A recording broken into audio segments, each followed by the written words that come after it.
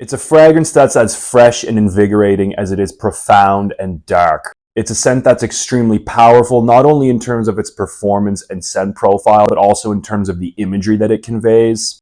It's Risvelium by Orto Parisi, and this might just be the most powerful fragrance of 2025.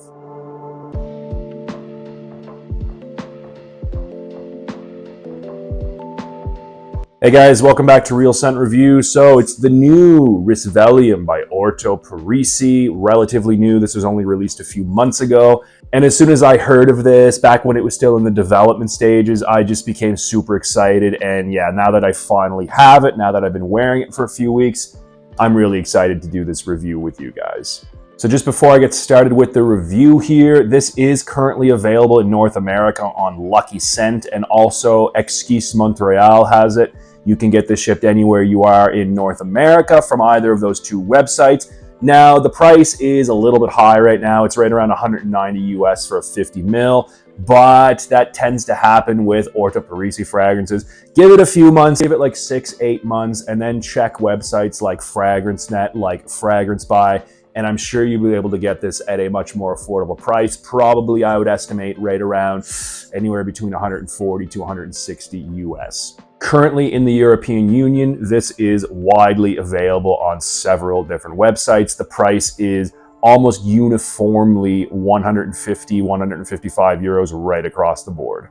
Risvelium was inspired apparently by an ayahuasca experience that Alessandro had in South America. Risvelium means awakening in Latin, and I think the kind of inspiration behind this fragrance was that sort of awakening that he experienced, while under the influence of ayahuasca during that jungle excursion. The bottle looks the same as all the other Orto Parisi bottles, with the exception of the cap here, which has an iris. If you can see, the iris on my cap is blue, but there are 6 other iris colors available. I don't know if you can get them on request, but yeah, there are 7 different colored irises total. But yeah, back to the bottle itself. It's an Orto Parisi bottle, very high quality, yet slightly minimalist at the same time. They are very thick glass, they are very heavy. This cap comes off with some difficulty. There is a lot of friction. It's good.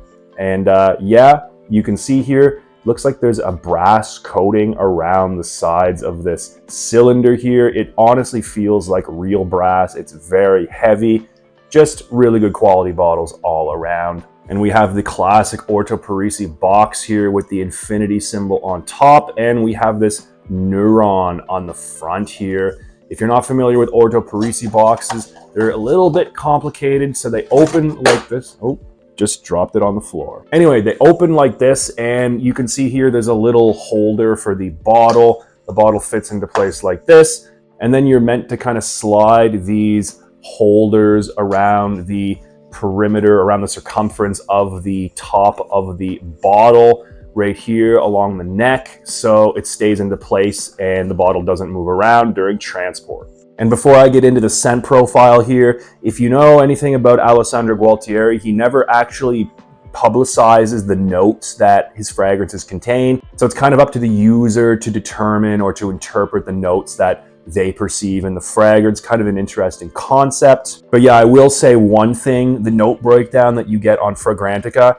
in my mind, is totally inaccurate. So the most important part now, what do I actually get in this in terms of scent profile? So this opens up with a very strong blast of grapefruit, and also there's some spice. Right off the top, the grapefruit in this is the most realistic grapefruit I think I've ever experienced in perfumery. It is photorealistic grapefruit, but it's not just the juicy part. It's not just the flesh. It's the entire grapefruit, including the peel, including the spritz that you get if you kind of scrape that skin off of a rough surface. It's the seeds as well. It's almost as though they've taken a grapefruit, put it into a blender, put it on full power, and that mixture of every single component of the grapefruit is what you get. It's a little bit overwhelming, especially if you don't like citruses. Very strong, very pungent, bitter, realistic grapefruit in the opening. Also, to my nose, I get a little bit of spice. It's kind of like a nondescript spice. But honestly, if somebody put a gun to my head, I would say it probably smells most like cumin to me. It is not a very strong spice, but I definitely do detect it in the opening. However, that spicy component does die down after about half an hour or so. In the mid, I get strong patchouli and also a lot of green pepper.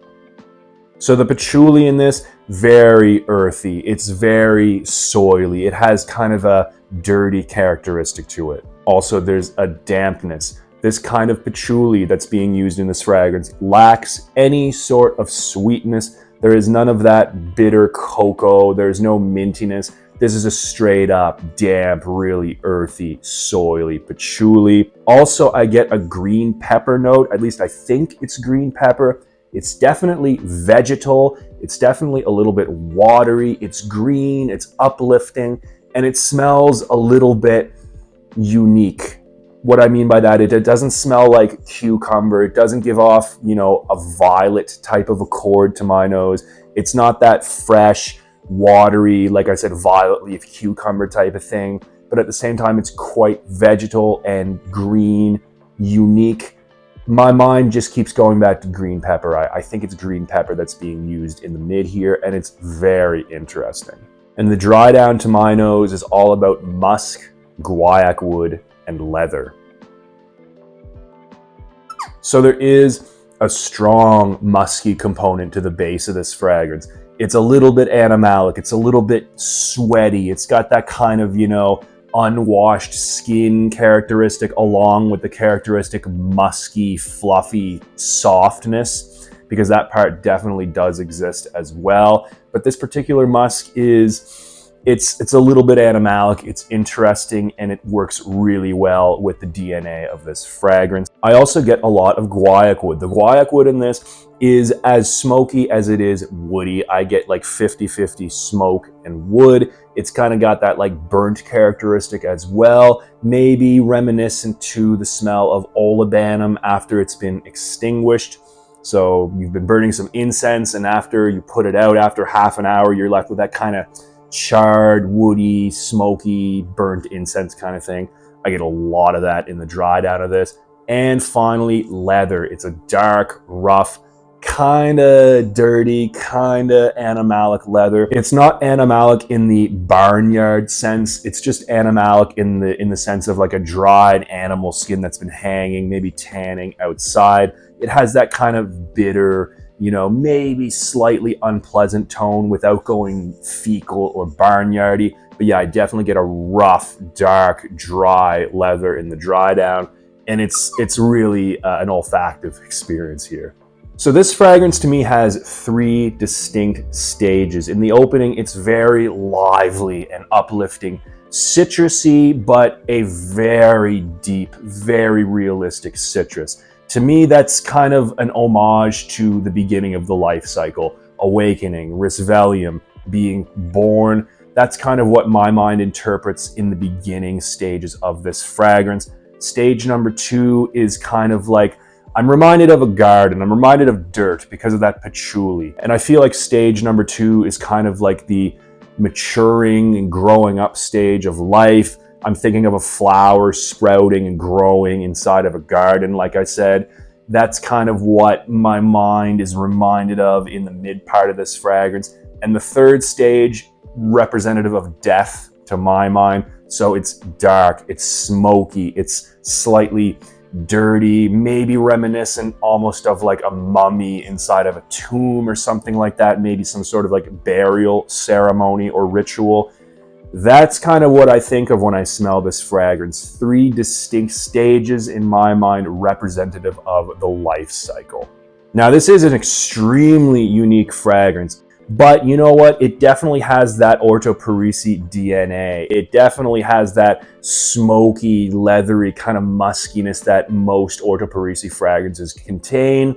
This one, if I had to put it very simply, reminds me a lot of Bergamask because of the citrus opening and also that kind of spicy muskiness. Also, I'm getting reminded a lot of Teroni, especially in the mid because of that really earthy patchouli note and also the smokiness. And finally, I get reminded of Koyam as well because of that really woody, dry, dark, leathery dry down. So it's almost as though it's a combination of those three fragrances, but then it also goes off and has its own uniqueness as well. That's kind of just like its X factor. It's a little bit hard to put into words, but that leads me into the next part, which is the versatility and the performance. Really, really strong fragrance. This is the strongest Orto Parisi fragrance that you can get. Yes, I'm including Mega Mare, I'm including Bergamasque. Those are two really powerful fragrances. This is stronger. So if performance is consideration for you, you're not going to be disappointed with this one. This lasts on my skin 2 days. So it's been almost 48 hours. I can still smell this on my hand. It is the longest lasting, I think the longest lasting cologne I've ever tried. The longevity is insane, but the projection is also really good. It's not like the most powerful in terms of projection, but it projects at an arm's length, at least for the first couple of hours. And you know, it takes several hours, like 4 or 5 hours before this even gets below an elbow's length. So wow, beast mode fragrance, extremely strong. And I think that does subtract a lot from its versatility because not only is the performance very good, the scent profile itself is not what I would call mass appealing. Although if you're interested in niche fragrances like this, I don't think being mass appealing is really of great concern to you. At least it isn't for me. And I know a lot of other people share that sentiment as well. But yeah, the point is I would not wear this to the office. I think this would attract some negative attention, honestly, in an office environment. Maybe to a really formal occasion, you know, a gala, maybe a wedding in the fall, perhaps. But honestly, I think this fragrance is designed for introspection. I think this is designed for when you want to take yourself on a little bit of an olfactory trip, so to speak. It's that type of fragrance. It's really good for niche fragrance lovers who are looking for an introspective, reflective experience, honestly. However, certain people do like this. I would not, I would not discount wearing this outside to an outdoor event or maybe even going out on the town at night, year round. This would work pretty well for that, honestly.